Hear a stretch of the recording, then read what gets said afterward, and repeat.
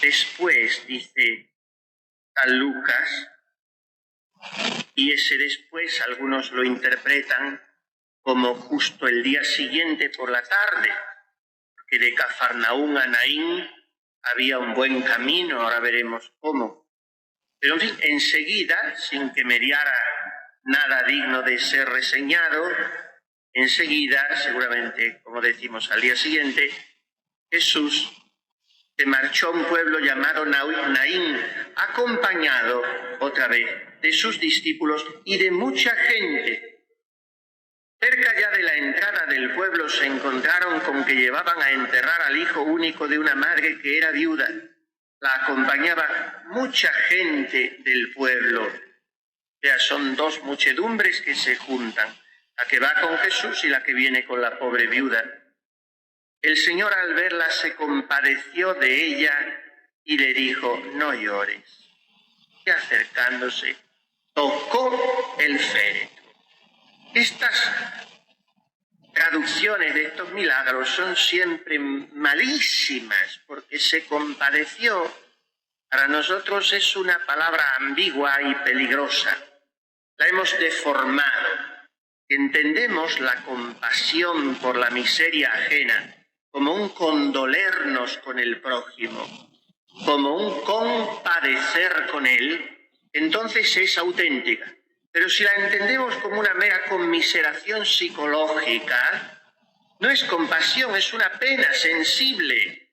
Y no es eso de lo que habla Lucas ni ningún evangelista en Jesús, que usan un verbo griego fortísimo, splagnicestai, que significa: a Jesús se le removieron las entrañas al ver a aquella mujer. Jesús le dio un vuelco el corazón, diríamos nosotros.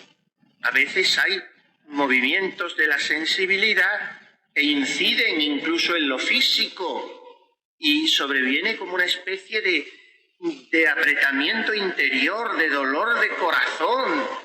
Y eso es lo que le pasa a Jesús. El corazón de Jesús hasta físicamente vibra y experimenta una conmoción notoria y se le remueven las entrañas. Empezábamos estos ejercicios meditando en la palabra de Zacarías en el Benedictus. Per viscera misericordiae Dei nostri, in quibus visitavit nos oriens exalto. Que no es decir, por la entrañable misericordia de nuestro Dios, no. Es por las vísceras de misericordia, por las entrañas de misericordia de nuestro Dios. O sea, por el corazón misericordioso de Dios, pero no entendido corazón solamente a nivel simbólico como la sede de las disposiciones habituales del hombre, sino incluso por el órgano físico. Ese corazón de Dios que tiene corazón de carne en su Hijo Jesús, nos visita el sol que nace de lo alto, visita el Cristo, el ungido, para derramar en nosotros la superabundantísima unción de su corazón sacerdotal y redentor. Pues esto es lo que le ocurre a Jesús en esa ciudad que unos traducen por la bella y otros por la amable, Naín. Es bonito considerar esto. Es una ciudad amable porque en ella se reveló la amabilidad de Jesús. O quam amabilis es, bone Jesús. Todo en ti es digno de ser amado, porque tu corazón es amabilísimo. Y por eso este milagro tiene lugar en Naín, que significa amable. Amable y bella, porque allí realiza el milagro Jesús, el más bello de los hijos de los hombres. Pues recordemos que solo 2 días antes, nuestro Señor ha predicado el famoso sermón de la montaña o de la llanura, en presencia de una inmensa muchedumbre. Y al terminar ese sermón se ha despertado un entusiasmo enorme en aquel auditorio tan numeroso. Y muy poco después de ese sermón, de allí va Jesús directamente a la casa del centurión Y con ese milagro confirma el enardecimiento de la multitud, porque ha dicho, no solo habla bien, sino que encima hace milagros. Y entonces, inmediatamente después del enardecimiento del discurso y de la estupefacción del milagro del centurión, tiene lugar el milagro de Naín. Entonces, las muchedumbres estaban enfebrecidas con Jesús y llegan con él, le van acompañando. Y la gente no se paraba en barras, echarían un bocadillo al bolso y seguían con él. Y llegan a la llanura de Esdrelón, que para ir de Cafarnaúm a Naín tienen que atravesar la llanura de Esdrelón, comenzar a subir la vertiente septentrional del pequeño monte Hermón. El Tabor y el Hermón aclaman tu nombre, que el Hermón será testigo de este milagro. Entonces, después de atravesar la llanura de Esdrelón, vertiente septentrional, el sur del monte Hermón, y entrada aproximándose a la ciudad de Naín. Y antes de entrar en la ciudad, en la puerta de la ciudad, tiene lugar este milagro que estamos comentando. Salen, quizá por la única puerta que tuviera la ciudad, porque no es grande, no era grande, la ciudad de Naín. Sale un tropel de gentes que acompañan un entierro.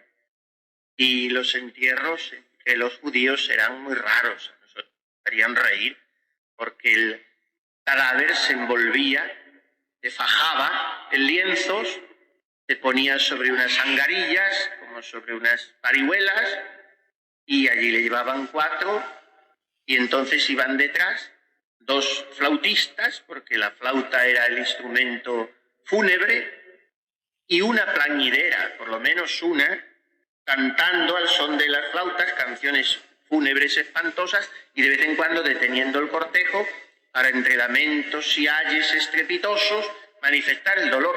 Bueno, era una cosa cultural, se entendía así. Era un joven, un mancebo, un muchacho, y Jesús se entera, ya lo sabía, porque sabe todo, pero en fin le cuentan que es el hijo único de la mujer, y la mujer va llorando, un llanto gordo, doloroso, discreto, y va detrás. La madre, toda la esperanza de su vida se le va. Damos en cuenta que una viuda entonces no era nada, no había seguridad social, no había nada. Si era rica, bien, pero si no, no tenía nada. Y el hijo era el único báculo para su vejez y la única seguridad de futuro. Ese hijo se le muere. Y entonces, cuando Jesús ve el dolor profundo de aquella mujer, se enternece. Él, que es la ternura, se enternece y se le conmovieron, se le estremecieron las entrañas. Esta es la fuerza, como decimos, de la palabra original del Evangelio. Y no fue necesario que aquella mujer clamara ante él pidiendo clemencia, pidiendo consuelo para su tristeza, ni que intercedieran ante él los demás, las muchedumbres, los discípulos. No fue necesaria una relación patética de lo que había sucedido. Bastó la sola presencia de aquel dolor inmenso para que el corazón de Jesús se conmoviese, sus entrañas se estremeciesen. No hemos de hablar mucho a Jesús. Él tiene suficiente con nuestro dolor. No llores. Se acerca y una vez más el gesto tan lucano, tan de Lucas, Jesús tocando, toca el féretro, lo toca, con palabras que revelan su poder divino, con la autoridad de quien manda sobre la vida y la muerte, pronuncia esta otra frase que también transmite San Lucas: joven, a ti te lo digo, levántate.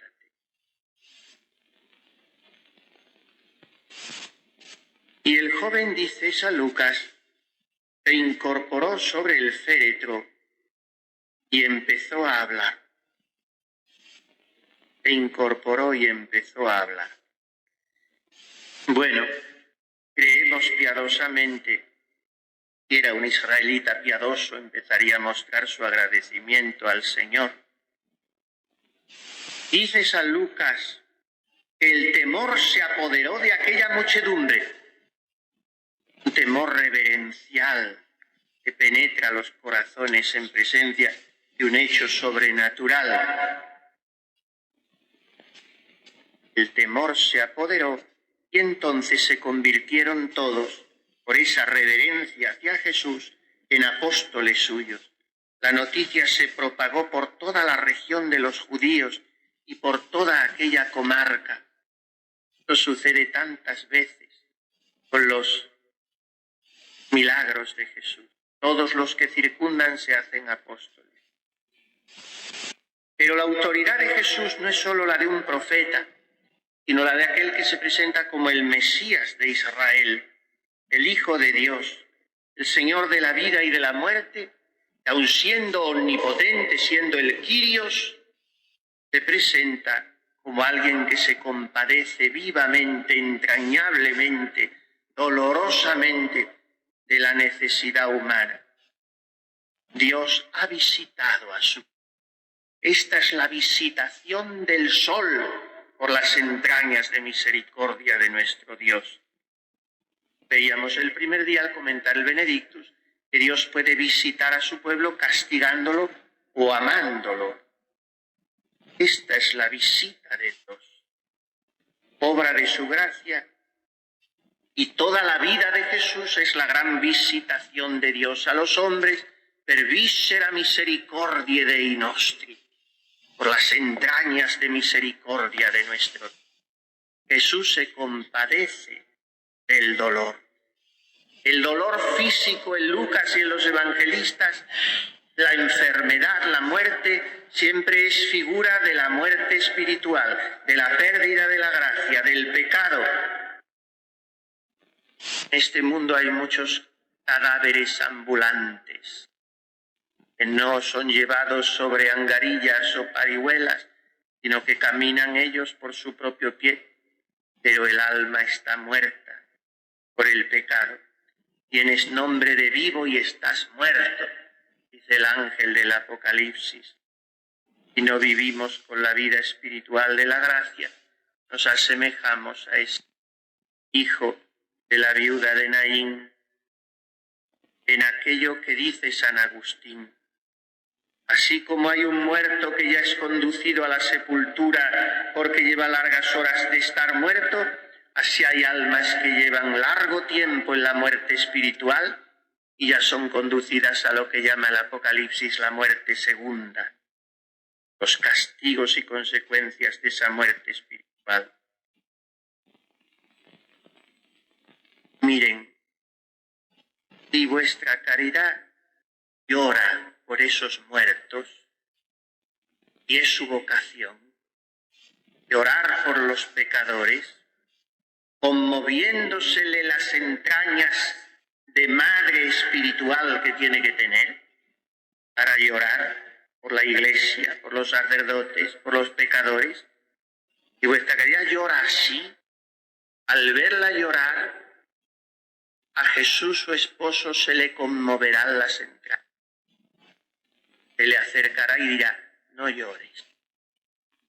Y por la eficacia de esas lágrimas de una carmelita, Jesús irá y tocará el féretro de ese pecador por el que lloraba esa carmelita, o de ese sacerdote que tiene que levantarse de su postración espiritual para seguir caminando. Y Jesús lo tocará. Entonces el muerto se levantará. Y el Señor se deja estremecer de misericordia y compasión ante la muerte temporal, mucho más en presencia de esos muertos espirituales. Debe llorar por su hijo muerto para resucitarlo.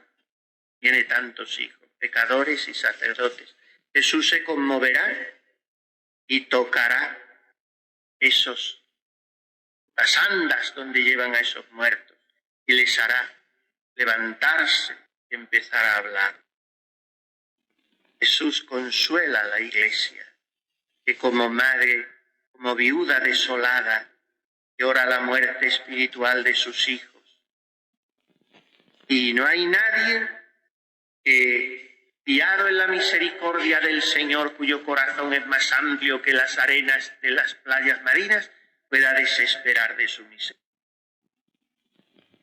En brazos de la misericordia del Señor somos capaces de todo.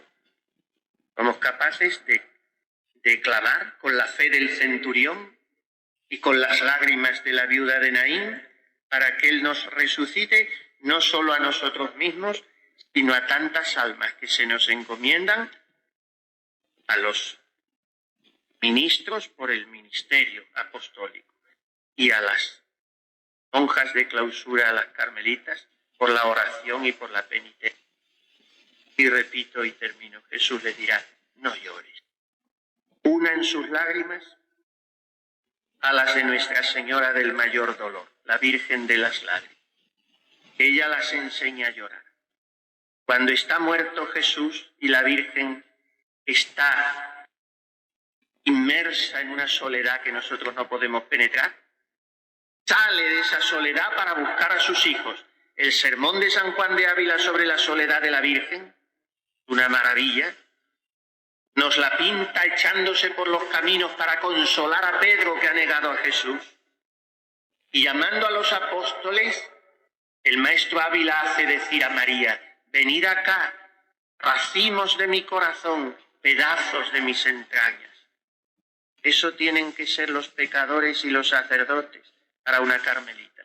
Racimos de su corazón, pedazos de sus entrañas, presentando a los cuales a Jesús hagan el corazón buenísimo, misericordioso de Jesús, cure y los resucite.